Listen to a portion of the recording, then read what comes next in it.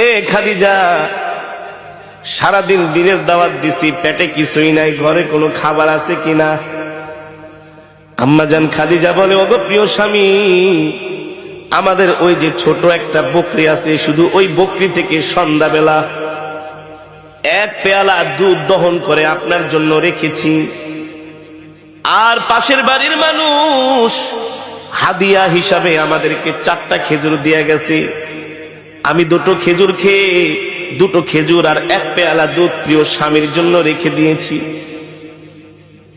আপনাদের কাছে আমার প্রশ্ন, সারাদিন না খাওয়া মানুষের কি এক পেয়ালা দুধে কি পেট ভরে, তৃপ্তি মিঠে?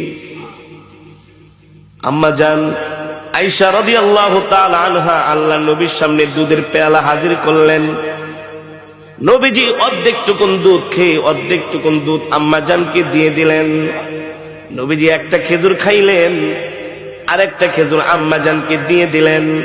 আম্মাজান বলে, ওগো প্রিয় স্বামী, 2টো খেজুরি আপনি খেয়ে ফেলেন।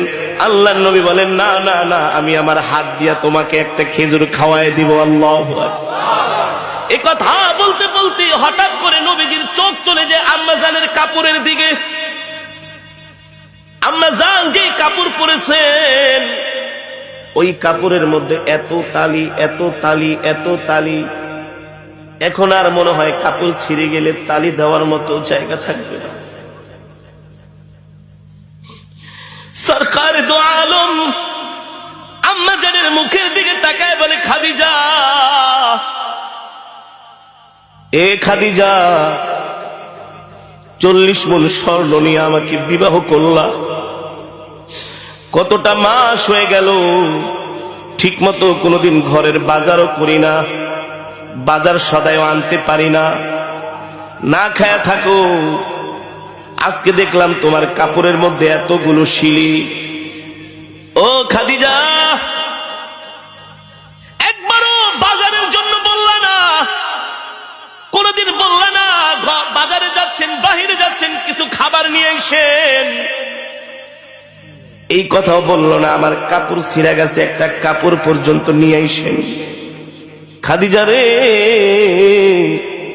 40 মণ স্বর্ণ নিয়ে আমাকে বিবাহ করলা, এই সম্পদগুলো আমি কোন জায়গায় ব্যয় করলাম একবারও কোনোদিন ডাক দিয়া জিজ্ঞেস করলা না।